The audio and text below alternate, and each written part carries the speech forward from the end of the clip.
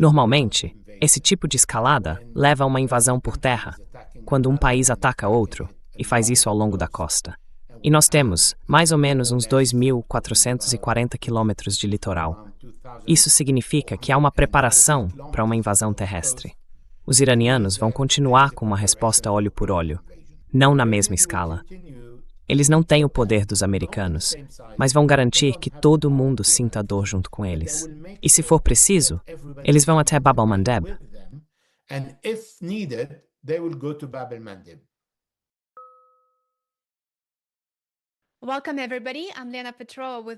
Bem-vindos, pessoal. Eu sou a Lena Petrova e este é mais um episódio de Assuntos Mundiais em Contexto. Hoje tenho o prazer de receber de volta um grande amigo do nosso programa, Elijah McNair. O Elijah é um escritor prolífico, jornalista, analista político e correspondente veterano de zonas de guerra, com mais de 35 anos de experiência. Ele compartilha seus textos no site mcnair.com, que é a minha principal fonte sobre os acontecimentos mais recentes no Oriente Médio. Eu realmente recomendo, e digo de verdade, eu leio tudo com frequência, e é uma fonte incrível, na qual o Elijah coloca muito esforço e dedicação. Elijah, seja muito bem-vindo de volta ao programa. Obrigada por tirar um tempo para conversar com a gente. Oi, Lena. Muito obrigado pelo convite. É um prazer receber você aqui. Eu estava ansioso por essa conversa, porque estamos vendo uma grande escalada acontecer nesta semana. Vamos começar pela situação atual no terreno. No dia 15 de julho, o Comando Central dos Estados Unidos informou que realizou uma onda de ataques de 90 minutos contra o Irã, atingindo sistemas de defesa costeira e locais de armazenamento e lançamento de mísseis de cruzeiro ao longo da fronteira iraniana. E um dia antes disso, os Estados Unidos haviam conduzido uma onda de ataques de 7 horas contra o Irã. Elijah, como você avalia o atual equilíbrio militar entre os Estados Unidos e o Irã depois dessa última escalada?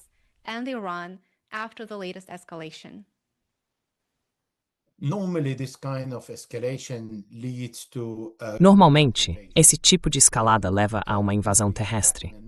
Quando um país ataca outro, e faz isso ao longo da costa, e estamos falando de mais ou menos 2.440 quilômetros de litoral, isso significa que há uma preparação para uma invasão por terra. Mas o Irã tem 1.648.000 quilômetros quadrados, e os recursos e equipamentos militares iranianos, mísseis, drones, não estão todos posicionados na costa, porque o Irã não precisa disso. Para neutralizar o Estreito de Hormuz, o Irã precisa de menos de uma dúzia de drones, e toda a navegação já fica comprometida. E de fato a gente viu nas últimas 48 horas, desde que os americanos começaram há 3 dias, que a navegação se concentrou principalmente, e quase que exclusivamente, no lado onde os iranianos estabeleceram a passagem nos 2 lados da ilha de Larak.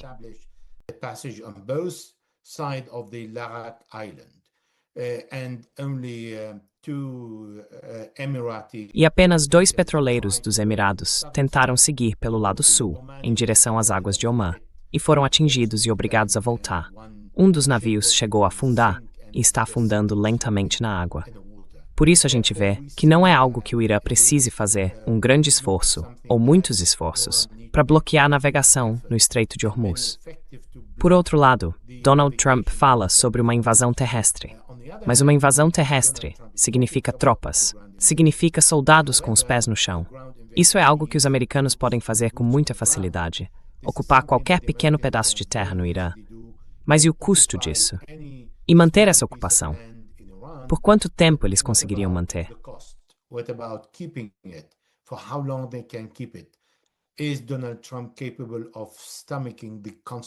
Será que Donald Trump é capaz de aguentar as consequências e o número muito alto de baixas? Porque aquele local vai ser um alvo fácil para os iranianos. E eles vão ficar muito satisfeitos em ver o inimigo tão de perto. Então, o que a gente entende que o Donald Trump está fazendo é agir de acordo com o próprio raciocínio, que não está certo. Porque, do ponto de vista militar, ele tenta enfraquecer as capacidades militares do Irã. Só que todos esses radares, drones e equipamentos militares iranianos são fabricados no próprio Irã. Eles não precisam comprar de outro lugar, onde os americanos, fora do Estreito de Hormuz, poderiam interceptar qualquer envio de material militar. Outside the Strait of Hormuz can intercept any military shipment. Therefore, it is very easy for the Iranians to manufacture. Por isso, é muito fácil para os iranianos fabricarem milhares de drones e radares que eles precisam para atingir os petroleiros ou os navios que estão violando as instruções do Irã. E, na verdade, o que o Donald Trump acabou provocando, e acho que pouca gente percebeu, é que o Irã Challenge Iran or to go through the Strait of Hormuz, they will be very reluctant to continue. Eles vão ficar muito relutantes em continuar cobrindo os navios que estão indo para a área onde Donald Trump está transformando tudo num teatro de guerra. É ali que Trump acredita que, ao bombardear o Irã todos os dias, cada vez mais do que no dia anterior, ele vai conseguir trazer o Irã para a mesa de negociações. Mas por que o Irã não iria para a mesa de negociações? Por um motivo simples. O Estreito de Hormuz é a melhor e única carta que o Irã tem para pressionar os americanos a liberar todos os fundos congelados. Estamos falando de mais de 100 bilhões de dólares, para que os Estados Unidos suspendam as sanções, paguem compensações ou façam os árabes pagarem, o que para o Irã dá no mesmo, e para que os americanos imponham a Israel o fim da guerra no Líbano. Não existe outra forma de o Irã conseguir isso. There is no other way that Iran can do that. And in my personal opinion, but that's personal. Na minha opinião pessoal, e é pessoal mesmo, eu acho que o Irã está tornando muito difícil para o Donald Trump aceitar qualquer condição. Porque, lendo os 14 pontos do memorando de entendimento, a gente se pergunta, como é que os americanos aceitaram todos esses pontos que favorecem totalmente o Irã, com exceção do fim do bloqueio pelos Estados Unidos? E o Trump acabou com o bloqueio logo no primeiro dia, mesmo tendo 30 dias para fazer isso.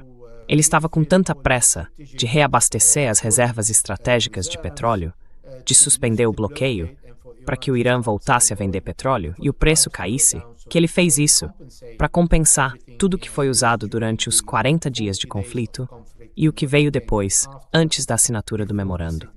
Então, dá para entender que o vice-presidente J.D. Vance foi sincero quando disse que, na verdade, o que os Estados Unidos queriam com o memorando era só reabastecer suas reservas estratégicas de petróleo. O resto, para os americanos, não interessava. For the rest, the Americans are not interested. And for the Americans to refill the reserves, E para os americanos reabastecerem as reservas, eles precisam que o Estreito de Hormuz esteja sob o controle deles e não sob o controle do Irã. E para ser sincero, quando estava sob controle iraniano, o Irã não cobrava nenhuma taxa, porque isso também fazia parte do memorando de entendimento. O Irã, por 60 dias, concordou em não cobrar nada, mas os 30 dias seguintes seriam usados para retirar as minas da área. Foi aí que os americanos começaram a pressionar os navios para seguirem em direção a Omã, para dizer ao Irã, na verdade vocês não têm mais essa carta na manga. E agora eles podem seguir, sem vocês e sem o lado iraniano do Estreito de Hormuz. É nesse ponto que os americanos vão acabar detonando todo o acordo e deixando de cumprir outros pontos de grande interesse para o Irã.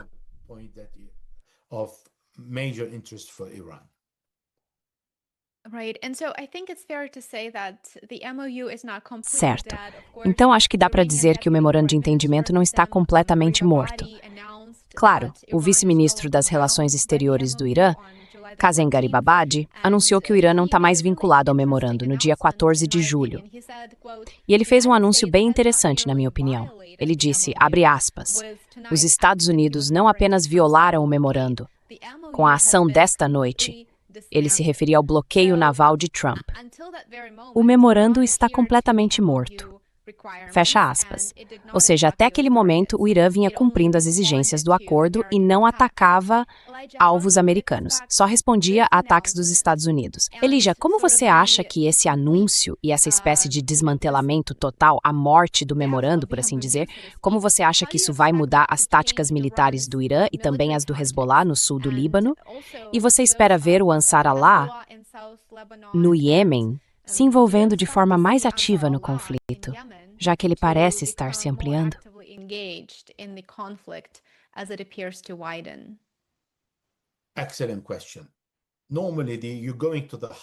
Excelente pergunta. Normalmente, a gente está indo direto ao coração e à mente dos iranianos aqui. O Irã, em geral, não mostra todas as cartas de uma vez.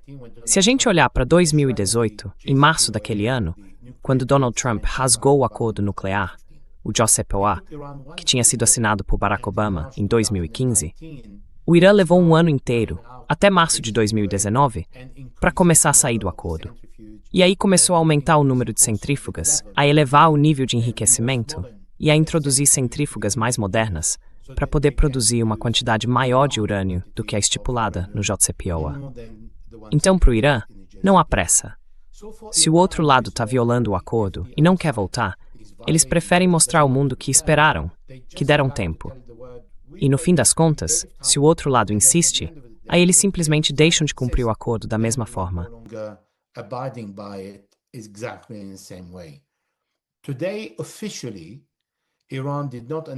Hoje, oficialmente o Irã não anunciou que esse é o fim do memorando de entendimento, porque eles o assinaram. Donald Trump assinou em Versalhes, em Paris, e assinou em inglês e em farsi. Então, para eles, existe um documento em que cada palavra do memorando deve ser respeitada. E se Donald Trump não quiser cumprir, o mundo inteiro precisa ver isso. Não porque vai fazer muita diferença, porque a mentalidade do mundo, quando é anti-Irã, é anti-Irã.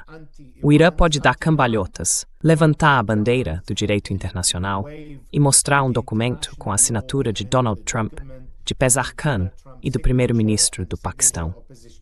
Isso não vai mudar nada. Mesmo assim, nessa guerra, a gente viu a Europa se afastando e dizendo, essa não é a nossa guerra, sem querer se envolver.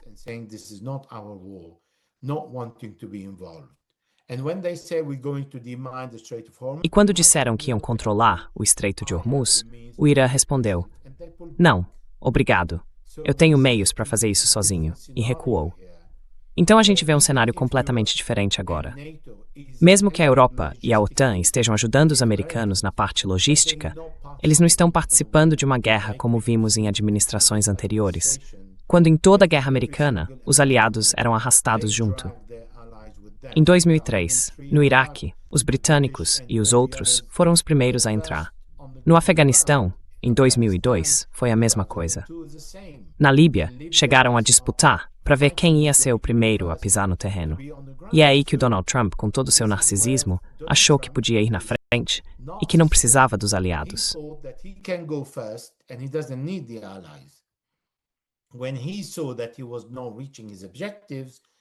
Quando ele percebeu que não estava alcançando seus objetivos, começou a pedir ajuda. E foi aí que os aliados disseram, olha, desculpa, mas a gente não vai entrar nessa, porque o Estreito de Hormuz representa 20% da energia mundial, mesmo que a China se beneficie disso. Só que quem paga o preço somos nós, na Europa, com o aumento do custo de vida, da energia, especialmente do gás, e com todas as consequências no mundo inteiro. Até o Donald Trump e os Estados Unidos estão pagando o preço pelo fechamento do Estreito de Hormuz e pela alta do petróleo. Foi nesse ponto que os europeus se afastaram. Agora, sobre a segunda parte da sua pergunta, os iranianos vão querer o Bab al-Mandab? Com certeza sim, mas não agora. Só quando acharem que precisam aumentar o preço. E esse aumento vem quando Donald Trump ultrapassa os limites.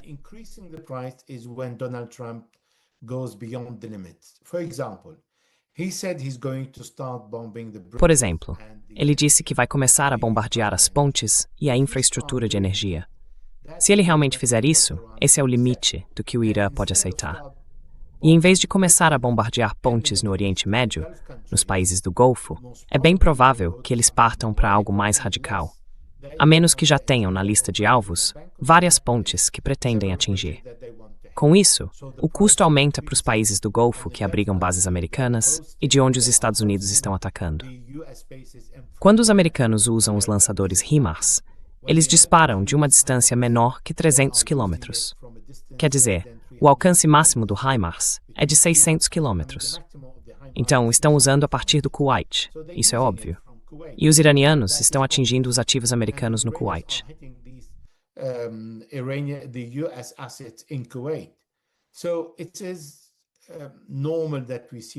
Então é normal que a gente veja os iranianos atacando ativos dos Estados Unidos, nos países do Golfo e outras infraestruturas na região, quando a infraestrutura deles é atingida. Eu acho que Bab al-Mandab tem um momento específico dentro da agenda iraniana, mas apenas para aumentar o custo, porque, na minha opinião, os iranianos não estão dispostos a dar nenhuma vitória para o Donald Trump. Esse é o homem que mandou matar Qasem Soleimani em 2020. É o mesmo que concordou com os israelenses em eliminar o Ayatollah Sayyid Ali Khamenei e mais de 130 comandantes e autoridades do governo, além de cientistas iranianos. Eles não vão oferecer nada para ele, mesmo que ele cumpra todo o memorando de entendimento. O que, aliás, ele não vai fazer. E os iranianos já sabem, desde o primeiro momento, que os americanos vão violar esse acordo.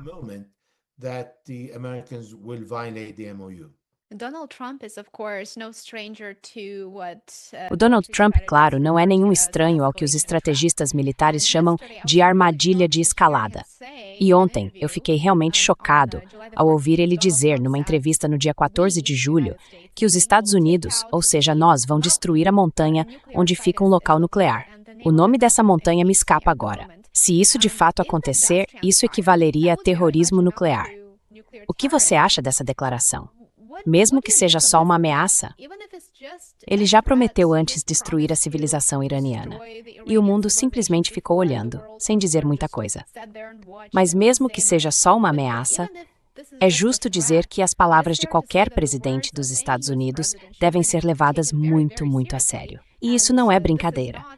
Então, ele está indicando que podemos ver uma grande escalada, com todas as opções sobre a mesa. Massive escalation and all options are on the table.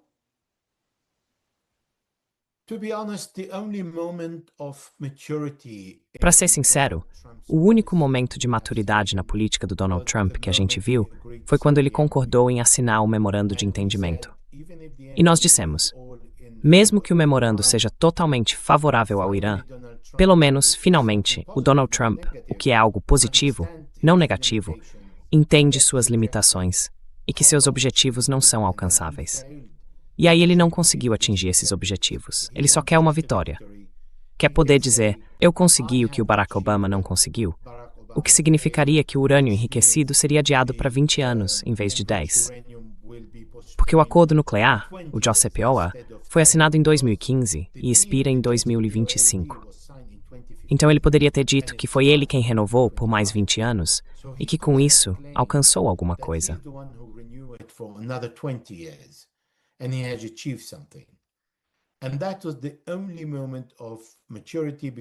E esse foi o único momento de maturidade, porque quando alguém recua e entende o erro que cometeu, um grande erro, porque você não pode simplesmente atacar outro país e depois dizer, desculpa, agora vamos resolver e agir de forma profissional.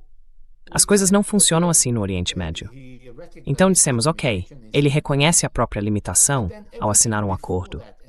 Mas tudo que veio antes e depois disso é o mesmo Donald Trump, que não entende nada de geopolítica, de diplomacia, de nada disso.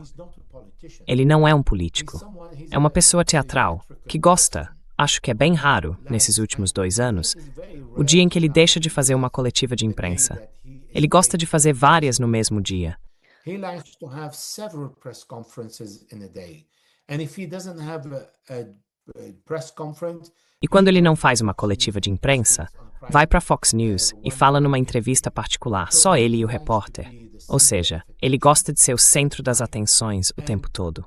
Mas se você é ser o centro das atenções o tempo todo, e é um líder mundial, o que é que você tem de novo para oferecer ao mundo todo dia, várias vezes por dia? A não ser que você esteja inventando tudo, que é o caso dele. Ele improvisa. Um dia diz, quero impor 20% no Estreito de Hormuz e em tudo que sair de lá. No dia seguinte, diz, não, o pessoal conversou comigo e eu mudei de ideia. Ele faz isso o tempo todo. Isso não é sério. Ele transformou a assinatura dos Estados Unidos em motivo de piada. he made of the United States signature a mockery. Nobody today trusts a president of the United States. Hoje em dia, ninguém confia em um presidente dos Estados Unidos que assina qualquer documento que colocam na frente dele. Ele atacou o Irã 2 vezes durante as negociações. Normalmente, em muitos países, embaixadores e negociadores são figuras quase sagradas. respeitadas por gerações, por décadas. O embaixador tem um status de prestígio muito específico. E ele chegou a dizer algo como: eu deixei de bombardear o voo que levava todos os negociadores iranianos de Islamabad para Teherã porque eu precisava conversar com alguém.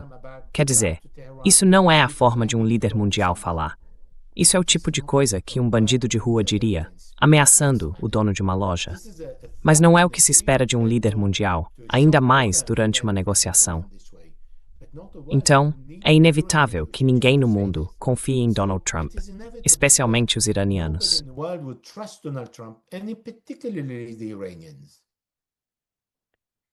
Iran launched O Irã lançou vários ataques em diferentes partes do Oriente Médio, mirando ativos dos Estados Unidos e também os países que facilitam a agressão americana contra o Irã. Qual é a sua avaliação sobre o impacto desses ataques? E o que realmente restou das bases no Bahrein, no Kuwait e em outros países que abrigam bases americanas e ainda permitem que elas sejam usadas para atacar o Irã nessa nova rodada de escalada? To target Iran in this new round of escalation? Sim.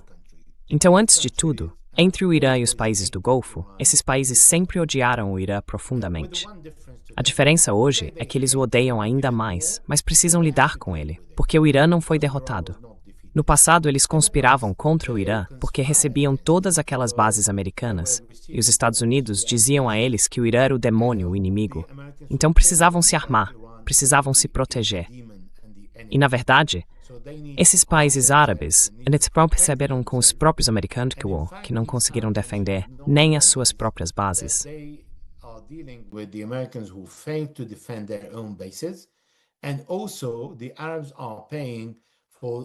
E também, os árabes estão pagando por todos os sistemas de defesa antimísseis que protegem os americanos e os bens dos Estados Unidos no Golfo.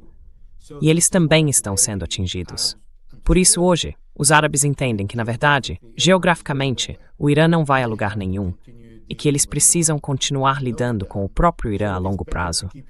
Então, é melhor manter o inimigo por perto do que longe. Essa é a posição dos árabes, que se sentem prejudicados por essa guerra. Eles se sentem impotentes, não podem fazer nada, porque todos os seus ativos estão acima do solo, e o Irã pode destruir tudo se quiser. E sobre qual era mesmo a outra parte da pergunta? Desculpa.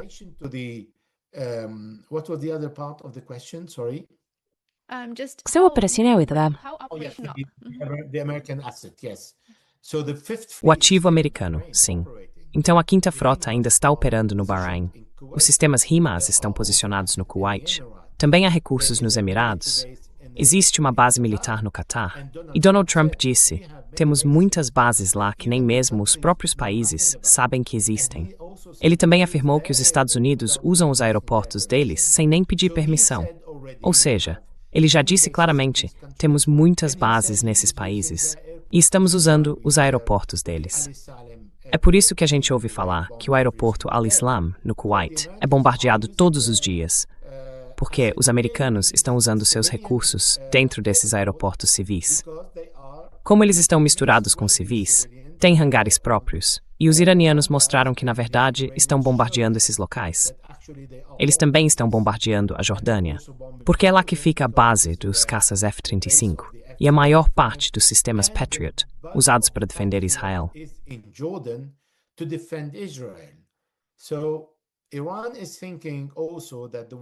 Então, o Irã também está pensando que a guerra com Israel pode muito bem voltar, especialmente por causa das eleições. Os israelenses de direita sempre começam uma guerra, ou atacam a Cisjordânia, ou atacam Gaza durante o período eleitoral. E agora a gente está justamente nesse período. As eleições em Israel são em outubro, e estamos em meados de julho, ou seja, esse é o intervalo entre meados de julho e outubro, quando os israelenses costumam fazer algo agressivo para conseguir mais votos. Ainda mais agora, quando a sociedade israelense ficou muito mais violenta e inclinada à guerra.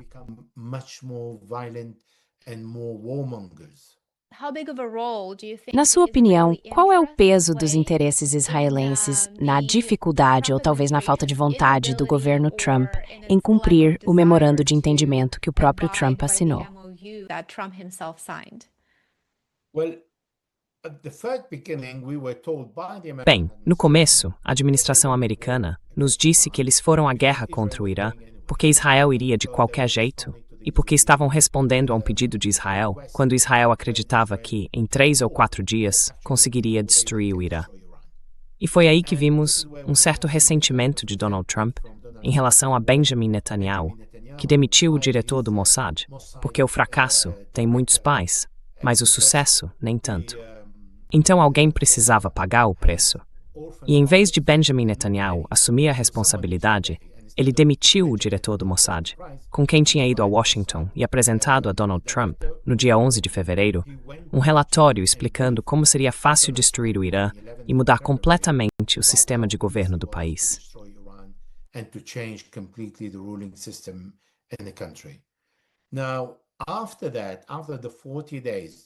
Depois disso, depois dos 40 dias, e depois de 30 mil ataques aéreos contra o Irã, e do fracasso em alcançar os objetivos, Donald Trump começou a recuar.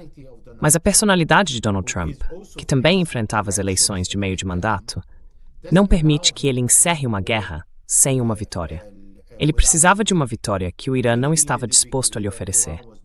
E por causa disso, ele começou a procurar alternativas, a improvisar, sem necessariamente voltar a Israel. A única coisa que ele aprendeu com os israelenses, de forma brilhante, é o seguinte: se um jornalista perguntasse a Donald Trump como o senhor está hoje, ele responderia: eu não vou permitir que o Irã tenha uma bomba nuclear. Essa frase é só ouvir o Trump. Veja quantas vezes ele repete isso por dia.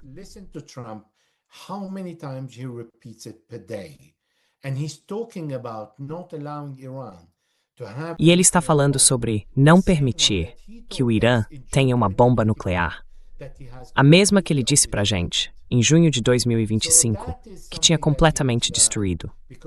Então isso é algo que ele aprendeu, porque o Benjamin Netanyahu, na mesma época, disse que é sabido que se você repetir uma mentira, alguém acaba acreditando. E o Donald Trump está repetindo exatamente a mesma coisa, mas agora está exagerando um pouco, porque todo mundo percebe que essa é uma frase que ele adotou e usa sempre que está meio encurralado ou não consegue nada em relação ao Irã. Então ele disse: meu objetivo é impedir que o Irã tenha uma bomba nuclear, mas eu quero o Estreito de Hormuz aberto. Então o que ele quer, afinal? A prioridade dele agora é o Estreito de Hormuz. What do you want? His priority now is the Strait of Hormuz. And to go and bomb the mountain, the Granite Mountain. E ir lá, bombardear a montanha, aquela montanha de granito que fica a centenas de metros de profundidade, mais fundo que Fordow, não vai adiantar nada. Porque ele mesmo disse de novo que o urânio enriquecido a 60% está em Fordow. Não está em nenhuma outra montanha. Então ele ficou preso na própria, eu não quero dizer mentira, mas na própria narrativa, na versão dele dos fatos. Ele precisa decidir o que quer.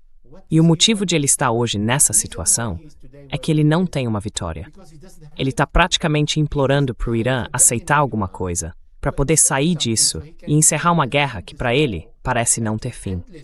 Porque ele percebeu que para os iranianos é uma guerra de desgaste. Eles podem aguentar por anos. E podem continuar. Na verdade, o parlamento iraniano é contra aqueles que pedem o fim da guerra ou que defendem negociar com os americanos.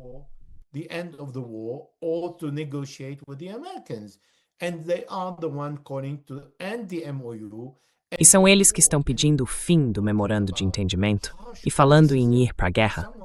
Estão criticando duramente alguém como o presidente do parlamento, Mohammad Ghalibaf, que foi oficial da Guarda Revolucionária, comandante da aviação da Guarda, e é visto como um dos mais radicais, um verdadeiro filho da Revolução Islâmica. E agora tem gente chamando ele de traidor, só porque quer fazer um acordo com os americanos. Então os iranianos estão dizendo: esse cara, o Donald Trump, não tem vitória nenhuma para comemorar. Ele pode nos bombardear todo dia, se quiser. O país é enorme, é vasto. E os radares, a gente fabrica em casa, cópias dos radares alemães, cópias de outros países. Produzem isso em grande escala. E dizem ninguém vai atravessar o Estreito de Hormuz. E a gente só precisa de 3 ou 4 drones por dia. Elijah, I know you're well versed in Iraqi Elijah, politics. eu sei que você entende bem de política iraquiana. E no começo desta semana, no dia 13 de julho, o Trump recebeu o novo primeiro-ministro do Iraque, Ali al-Zaidi. Ele disse que tinha, abre aspas, uma química incrível com ele, o que é uma coisa bem estranha de se dizer, mas enfim. Então o Iraque pode se tornar o próximo grande palco de escalada? O que o Trump realmente busca no Iraque? What is Trump really after in Iraq? Trump wants some victory. So if we look Trump at what he quer mostrar said, alguma vitória. changing the 20% Então, se a gente olhar o que ele disse, trocar as taxas de 20% na travessia do Estreito de Hormuz por um contrato em que os árabes vão investir nos Estados Unidos e gerar empregos, ele está tentando compensar com uma nova narrativa, a de que, na verdade, está vencendo em outra frente. E essa outra frente não é só com os países árabes, mas também com o Iraque. Porque o Iraque tem muito petróleo, mas também muito gás que não é aproveitado, já que ele importa gás principalmente do Irã. E é aí que os iraquianos precisam pagar aos iranianos mais de 10 bilhões de dólares pelo gás que já receberam. E o Irã continua fornecendo, especialmente durante o verão. And Iran keeps supplying, particularly in the summer. So what he doesn't know, there are several things. Então, o que ele não sabe, e são várias coisas, é que aí fica claro o quanto ele entende pouco de política. Ele fala com o primeiro-ministro Ali al-Zaidi, dizendo: eu matei Qasem Soleimani, e depois matei o chefe das unidades de mobilização popular. Mas esqueceu o nome, que é Abu Mahdi al-Muhandis. E ainda disse: eu me livrei dele e te fiz um favor, certo? Só que o al-Zaidi ficou numa situação complicada, porque a pessoa em questão é o chefe das forças militares que respondem diretamente ao primeiro-ministro. São forças regulares do Iraque, responsáveis por derrotar o Estado Islâmico entre 2014 e 2019, e que foram incorporadas por decreto do próprio primeiro-ministro iraquiano. From 2014 to 2019, and they were joined according to the decree by the Iraqi Prime Minister, and he considered this popular mobilization. E ele considerava essas forças de mobilização popular como estando sob o comando direto do primeiro-ministro. Então ele está basicamente dizendo para o primeiro-ministro elogiá-lo pela morte de um dos principais comandantes militares que estavam sob o comando de Ali al-Zaidi. E o Ali al-Zaidi respondeu: olha, isso foi há muito tempo. Eu nem estava lá naquela época. Vamos deixar o passado para trás. Mas o Ali al-Zaidi ainda é o primeiro-ministro. Um novo primeiro-ministro. E ele precisa voltar a lidar com a mesma força que perdeu o seu comandante. Um comandante que eles nunca esqueceram. Aí, o Donald Trump diz algo como: bom, agora eu tenho aqui o meu amigo, com quem tenho uma ótima química, e ele vai me dar mais contratos no Iraque para explorar petróleo e gás. E os iranianos disseram sim, por favor. And the Iranians said, yes, please give it to him. So we have more target to bomb the day that we need. Então, a gente tem mais alvos para bombardear no dia em que for preciso atacar os ativos americanos no Iraque. Porque eles já começaram a fazer isso no Kuwait, por exemplo. Atacaram a empresa Halliburton no Kuwait hoje de manhã. Então, se os americanos vierem contra o Irã, tudo bem. Se os americanos vierem como contratados para aumentar a riqueza do Iraque, também é bom para o Irã. Um Iraque próspero, com uma maioria que está no comando e que não é anti-Irã, mesmo que não seja pró-Irã, faz parte do grande serviço que os americanos prestaram aos iranianos em 2002, quando se livraram de um dos inimigos mais ferozes do Irã, o Talibã, com quem o Irã estava prestes a entrar em guerra, depois que o Talibã matou os diplomatas iranianos em Mazar-e-Sharif. Iranian diplomats in Mazar Sharif. And now the Americans went a year after in E aí, um ano depois, em 2003, os americanos foram lá e derrubaram Saddam Hussein, um dos inimigos mais ferozes do Irã, o mesmo que começou a guerra de 1980 até 1988. Ou seja, os americanos se livraram de dois dos maiores inimigos do Irã. E agora, os iranianos estão muito satisfeitos em ver seus vizinhos iraquianos ficando ricos, porque isso também traz prosperidade para o Irã. E se os americanos continuarem lá com suas tropas e atacarem o Irã, o que muito provavelmente vai acontecer nos próximos 2 anos, então eles vão estar completamente expostos para os iranianos. Until the next 2 years, then there are sitting ducks for the Iranians. Let's turn to the Lebanese front. Elijah, Vamos falar agora sobre a frente libanesa. Elijah, mais cedo hoje você fez uma postagem brilhante no X, mostrando o teatro político por trás disso tudo. Você escreveu que as equipes de negociação do presidente libanês Joseph Aoun e de Benjamin Netanyahu em Roma concordaram que Israel vai se retirar de Zatar Ocidental e Frum, 2 vilas no sul que não estão ocupadas por Israel. E você também escreveu que Aoun está otimista com esse enorme passo israelense, algo que ele poderia usar internamente para mostrar as boas intenções de Israel. Você pode explicar um pouco mais sobre isso e nos ajudar a entender os acontecimentos mais recentes no sul do Líbano e as negociações que aconteceram em Roma? E como tudo isso se conecta com o conflito em andamento entre os Estados Unidos e o Irã?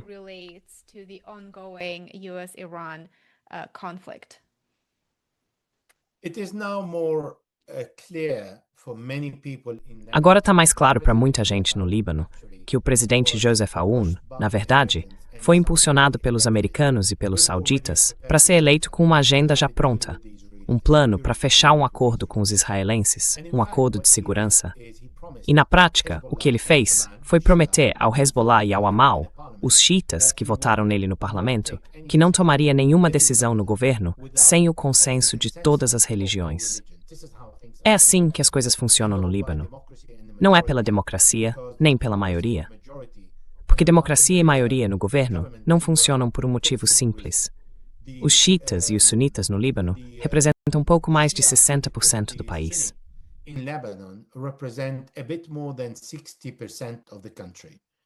The Druze represent 4 or 5%, so we have Os drusos representam 4 ou 5%. Então temos 65% da população que ficam com apenas 50% das cadeiras no parlamento e no governo. E o restante, menos de 30%, são cristãos, que de diferentes seitas, diferentes ramos do cristianismo, ocupam 50% das cadeiras no parlamento e no governo. Por exemplo, se você tem 20 deputados eleitos em vários distritos, eles representam mais ou menos 100 mil votos. Mas há um pequeno distrito no sul do Líbano que precisa de 197 mil votos para eleger o seu representante. A diferença é enorme. É aí que o presidente costuma dizer, bem, eu tenho a maioria. This is where the president would say, well, I have the majority. He doesn't have the majority for a simple reason that the Ele não tem maioria por um motivo simples. O acordo que ele fez com os israelenses, ele não levou nem para o governo, nem para o parlamento para votação. E por quê? Porque ele sabe que não tem maioria. Então a desculpa dele é que isso não é um acordo, é só um esboço, e que por isso não precisa levar para o parlamento nem para o governo. Tudo bem, só que nesse esboço, o que ele fez foi o seguinte. Não há nenhuma menção à retirada israelense. O termo usado é reimplantação.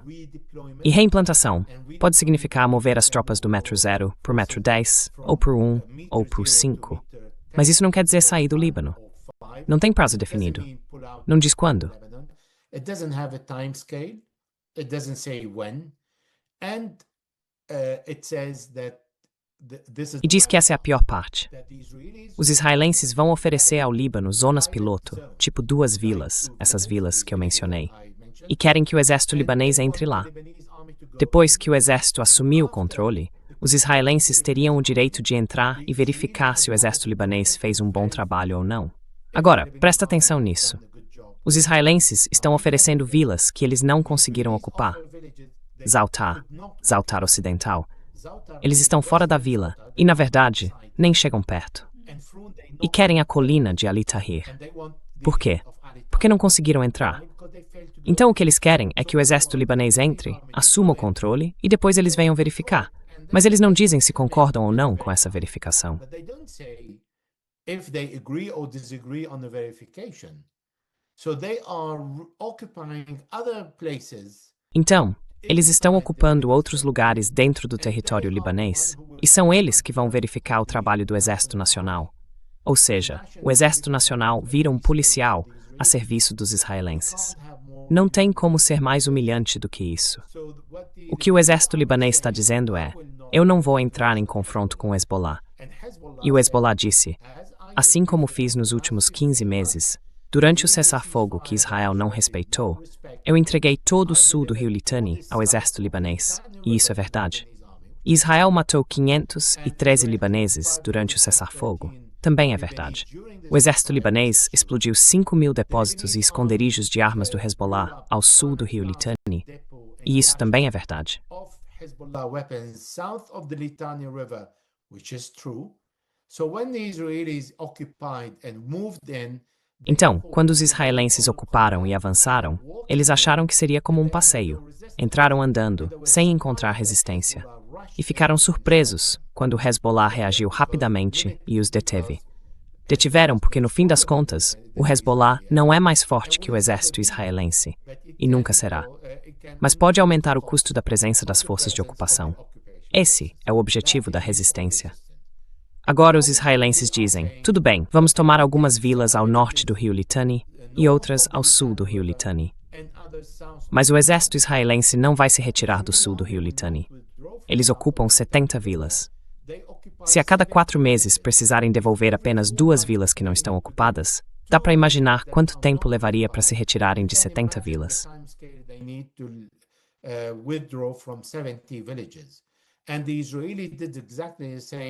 E os israelenses fizeram exatamente a mesma coisa em Oslo, com a Cisjordânia. Disseram que dariam aos palestinos um Estado em 1993 e depois em Oslo II, em 1995. Naquela época, a Cisjordânia representava 20%. Hoje, é 10%. Então, em vez de se retirarem, eles ocupam mais terras. Esse é Israel. Aí os libaneses estão dizendo, tá bom, aqueles que são pró-Israel, os cristãos libaneses de direita, estão dizendo, vamos mandar o Joseph Aoun, o presidente, para se encontrar com Donald Trump, porque ele tem uma visita marcada. Ele vai sair no sábado e tem uma reunião no dia 21, em Washington. Mas o que o Donald Trump pode dar para ele? O Donald Trump deu as colinas de Golã para Benjamin Netanyahu e ainda disse para o presidente da Síria, eu dei as colinas de Golã para Israel. I gave Israel the Golan Heights. He's telling, during the presence of the Syrian president, Ele está dizendo, na presença do presidente da Síria, que entregou um pedaço de terra síria, algo com que a Síria nunca concordou, e deu isso aos israelenses. E ainda se gaba disso. É aí que dá para ver o quanto ele tem uma diplomacia e um poder limitados e pouco conhecimento em geopolítica. Existem coisas que ele pode fazer, mas que não pode dizer. Então esse tipo de pessoa é a esperança do presidente do Líbano, que vai se encontrar com ele, achando que vai voltar com a cesta cheia. Só que essa cesta, além de cheia, vai estar cheia de buracos. Quando ele chegar de volta ao Líbano, não vai sobrar nada dentro dela. Por isso, ninguém realmente acredita no Líbano que o presidente libanês vá trazer alguma coisa, porque o governo israelense de direita, envolvido nas eleições, não vai oferecer nenhuma retirada ao sul do rio Litani.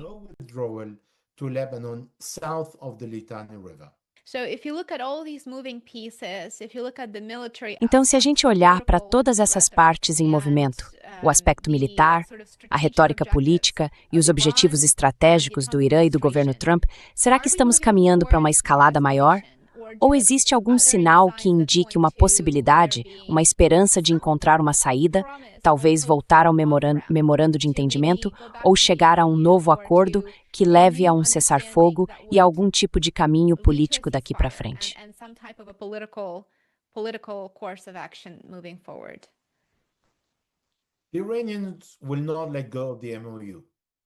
Os iranianos não vão abrir mão do memorando de entendimento. Eles precisam que os americanos apresentem um novo plano que atenda aos interesses deles. Por isso, tem toda a paciência do mundo para esperar os Estados Unidos resolverem o próprio problema. Os americanos se colocaram nessa guerra, que é ilegal. Eles não foram provocados. É uma violação do direito internacional e não existe mandato da ONU. Os iranianos não vão salvar Donald Trump. Pelo contrário, querem que ele fracasse nessas eleições. E vão continuar, pelo menos até as eleições de meio de mandato, indo e voltando, sem oferecer nada a Donald Trump, até que ele fracasse nessa disputa. Esse é o mínimo presente que os iranianos podem dar ao assassino do líder iraniano, de todos os oficiais e de mais de 5.000 iranianos. and all the officials and more than 5,000 Iranians. It is out of the question, even if Está fora de questão, mesmo que o Irã aceite negociar, oferecer ao Donald Trump um gesto de boa vontade ou qualquer tipo de vitória, pelo menos nos próximos 4 ou 5 meses. Na minha opinião, eles não vão dar nada para ele nos próximos 2 anos, a menos que ele realmente esteja disposto a oferecer ao Irã o que o país quer. E a gente viu que não é o caso. Ele passou de 24 bilhões de dólares em ativos iranianos congelados para 12 bilhões, depois para 6, depois para 3, e ainda quis que eles comprassem soja americana. Ou seja, ele fica mudando o tempo todo. Ele disse que vai dar 300 bilhões de dólares, o valor do prejuízo que ele mesmo causou antes da retomada da campanha, e que os árabes é que vão pagar. E o secretário-geral do Conselho de Cooperação do Golfo respondeu: "A gente não faz ideia do que ele está falando. Ninguém nos perguntou nada." Então eles sabem que esse cara não é honesto. They know the guy is not honest. He doesn't honor his signature. He doesn't honor his word. Ele não honra a própria assinatura, não honra a própria palavra. Ele pode mudar de ideia 7 vezes dentro de uma única frase, não em um dia, em uma frase.